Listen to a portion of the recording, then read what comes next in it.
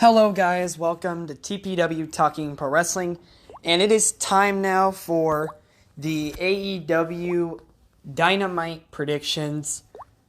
There's been a lot of rumors going around lately about the return of Kenny Omega and the return of CM Punk and the return of much other stars that have been injured. I really hope Kenny returns. I don't think CM Punk's going to be returning tonight.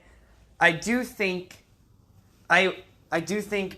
that Kenny Omega isn't going to return today either. I want him to, but I don't think he's going to. Just mainly because of the Undisputed Elite incident that happened last week. I think they still want to build up Hangman and the Young Bucks before they make Kenny's return, which I think is smart there.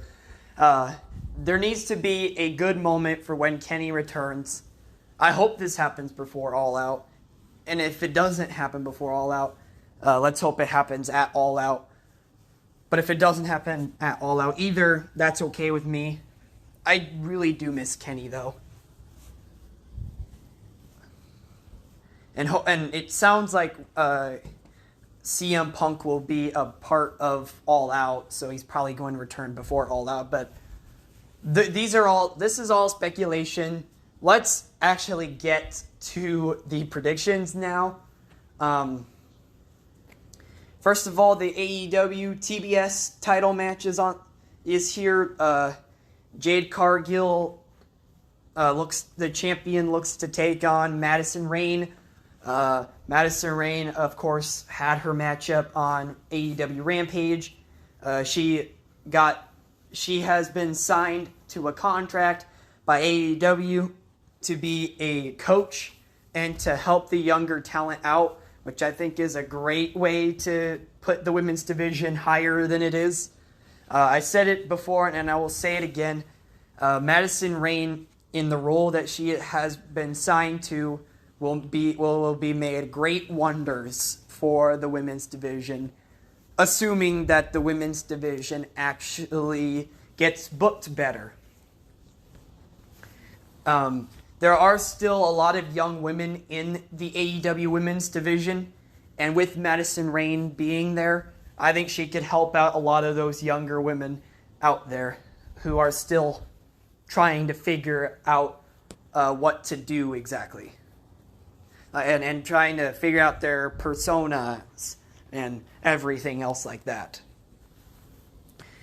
And I'm very sure Jade Cargill is going to beat Madison Rayne in this matchup.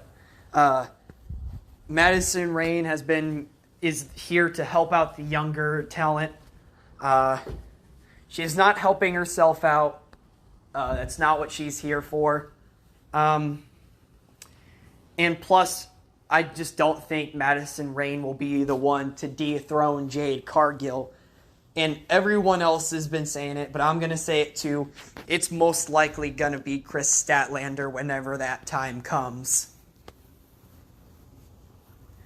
But it could also be Athena. Either of those two I'm okay with. I really want Chris Statlander to win, though.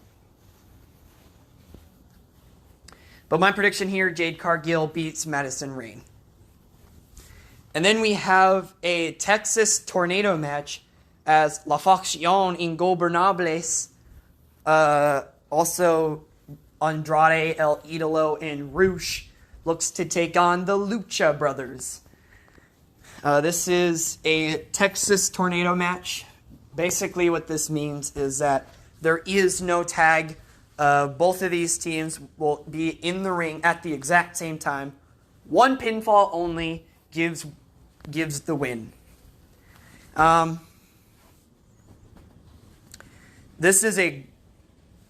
it was revealed that this will be a Lucha Rules match, I believe, too. Which basically means that the Lucha Brothers or La Facción Ingobernables, they cannot rip each other's masks off. That it's illegal. Which I think is a smart move there. since the Lucha Brothers keep getting their mask ripped off by La Facción. I think that's a smart move there. The question here is, who's going to win? Will it be Lucha Brothers or will it be La Facción? And here's where things get really interesting. I think La Facción could win this. And this is going to be my prediction. But Lucha Brothers winning this wouldn't be terrible either. But, I mean, either way, the feud's not going to end here. There's just no way that this feud's going to end right here tonight on Dynamite. Well, yeah, tonight on Dynamite. So, there's just no way. I'm okay with either team winning, but my prediction here, La Facción Ingobernables wins this matchup. In singles action, we have Ricky Starks taking on the Factory's Aaron Solo. We haven't seen the Factory on television in a little while.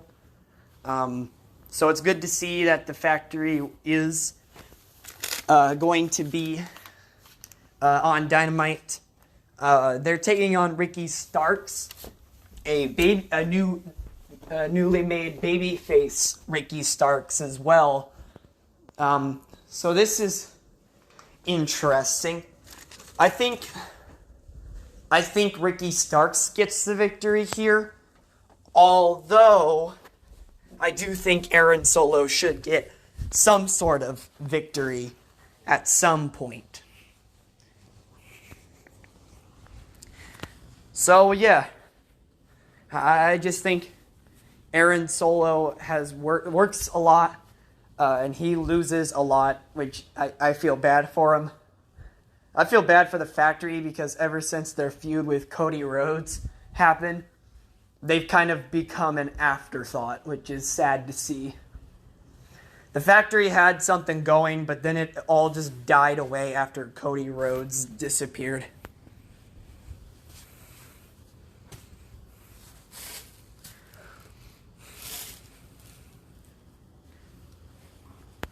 I mean, sure, the Factory has been feuding with Dark Order, but this has been happening on Dark Elevation and Dark. Like, can we have an actual matchup on Dynamite or Rampage? Even if it's just every once in a while, it doesn't have to be an ongoing thing. We need to see the Factory in action more. But Ricky Starks is gonna probably win this. The only way I see Aaron Solo winning this is if Powerhouse Hobbs gets in the way during the matchup, he takes down Ricky Starks and gives Aaron Solo the win. But that is the only way I see Aaron Solo getting the victory here over Ricky Starks. But Ricky Starks will most likely get the victory here. And now it's time for the coffin match. Darby Allin's third or fourth coffin match in AEW now. Brody King and Darby Allin will go one-on-one. Now, in one way, I see this with Brody King winning. It brings in a great way to show that the House of Black can do crazy segments like this. And I think if Darby Allin wins, I think it just shows even more why Darby Allin is so resilient while being so small and being such a daredevil. So I can see this matchup going either way. I really can. It'll be interesting to see how exactly this matchup goes. But I can see either one getting the victory here. But I will predict Brody King gets the victory over Darby Allin. A lot of these matchups, I'm like, I don't know, because it's true, I don't know. And most of these matchups could really go either way, and it wouldn't hurt anybody.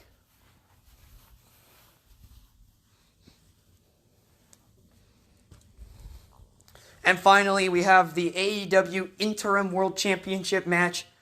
Jon Moxley, the Interim World Champion, will take on Chris Jericho once again.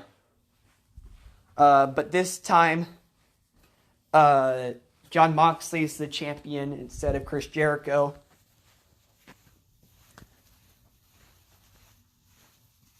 So, I think this could be a title change right here, right now. A lot of other people feel the same way too.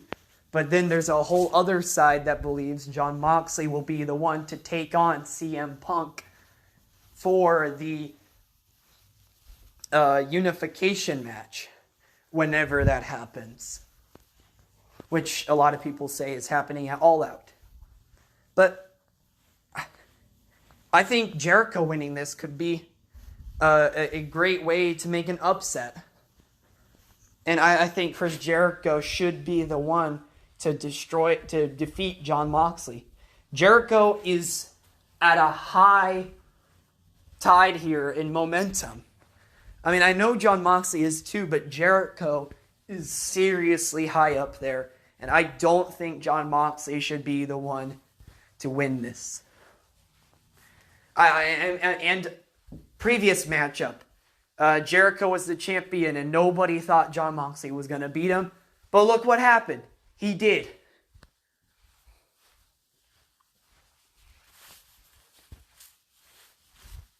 And not many people, I mean, there's a lot of people saying Jericho's going to win, but there's a lot more saying he's not. This is the moment where Jericho gets his revenge from 2019. This is the moment where Jericho becomes the world champion and defeats Jon Moxley. Also considering the fact that Jon Moxley has not lost many matches. This could add even more to it. And this is why I truly believe that Chris Jericho should be the one to become the new AEW Interim World Champion. But thank you all, guys. This is TPW Talking Pro Wrestling. I'll see you guys on the next episode. Good night, everybody.